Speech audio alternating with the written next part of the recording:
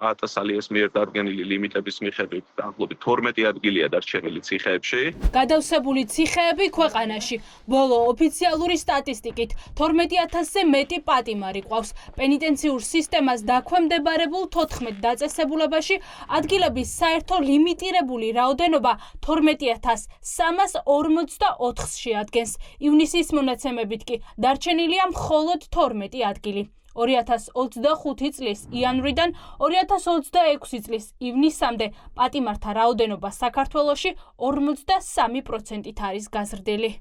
წლის ნომერ 15 ციხეში თითქმის 57%-ით, ასევე სხვა ციხეებში, გდანის და ქუთაისის ციხეებში საუბარია 30%-იან გადაცილებაზე. განმაპირობებელი ფაქტორი სავარაუდოდ არის ის, რომ ხდება საკმაოდ მკაცრი სისხლის სამართლებრივი პოლიტიკის გატარება, ასევე ის, რომ ერთია პატიმრები შედიან ციხეში, მაგრამ ამ შემთხვევაში ციხიდან გამოსვლა რთულდება, არ მუშაობს კარგად პირობით ვადაზე ადრე გათავისუფლების მექანიზმი. ციხეებში საკმარისი რაოდენობის თანამშრომლები არ არის, რაც ახდულებს იმას, რომ მოხდეს ჯეროვნად ციხის ადმინისტრირება. შესაბამისად, რა თქმა უნდა, ეს არის გამოწვევა და პრობლემა.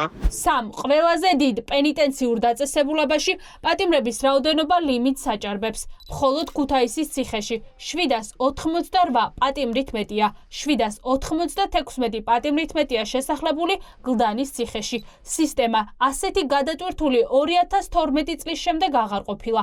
ეკაბესელია გლდანის ციხეში კვირაში რამდენჯერმე შედის. უფლებადამცველის განმარტებით, პატიმრების რაოდენობა იმდენად მაღალია, რომ პერსონალი მომსახურეობას ვერ აუდის. მსჯავრდებულები ექიმების რიგს რამდენიმე კვირის განმავლობაში ელოდებიან. საჭირო არის ამნისტიის აქტის მიღება. ეს არის პირველი ნაბიჯი, რომელმაც განტვირთოს ციხეები და უნდა იყოს ძალიან კარგად დაგეგმილი, როგორც ეს თავის დროზე გავაკეთეთ 2012 წელს, ვის უნდა შეეხოს და როგორ უნდა მოხდეს ამნისტიის გავრცელება. და მეორე, ეს არის უნდა შეწყდეს ეს რეპრესიული სადამსჯელო გადაწყვეტილებები მოსამართლეების ხელით. მოსამართლეები, რომლებიც ციხეში უშვებენ მზია ამაღლობელს, ელენე ხოშტარიას და სხვა მსგავს უდანაშაულო ადამიანებს, ეს არის პირველი შესაჩერებელი, რომ ეს რეპრესიული გადაწყვეტილებები დასჯის მიზნით და არა სამართლის აღსრულების მიზნით უნდა შეწყდეს. 2026 წლის სტატისტიკის მიხედვით, შინაგან საქმეთა სამინისტრომ დევნა დაიწყო ქურდობის 335 ფაქტზე. რეკორდულად მაღალია დევნის დაწყების მაჩვენებელი, ნარკოტიკული საშუალების ან ახალი ფსიქოტროპული ნივთიერების უკანონო შეძენა ან შენახვის ფაქტზე. რა უნდა მოიმოქმედოს სახელმწიფომ სისტემის გადასატვირთად. იურისტები ფიქრობენ, რომ უნდა გადაიხედოს კანონი, რადგან ნაკლებად მძიმე დანაშაულის ჩადენის დროსაც კი მოქალაქეები პატიმრობაში არ უნდა გაუშვან და მათ წინააღმდეგ სხვა სანქცია უნდა იყოს გამოყენებული.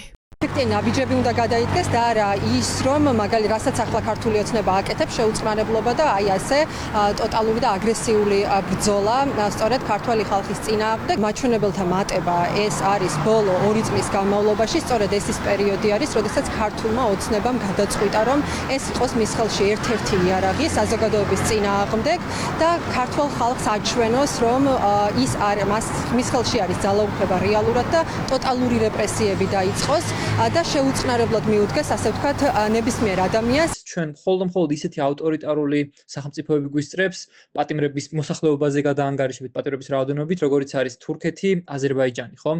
მაგალითად, სომხეთში, რომელიც სოციოეკონომიკურად კრიმინალის თვალსაზრისით ნამდვილად არ არის საქართველოზე დიდად განვითარებული და ძლიერი, ხო?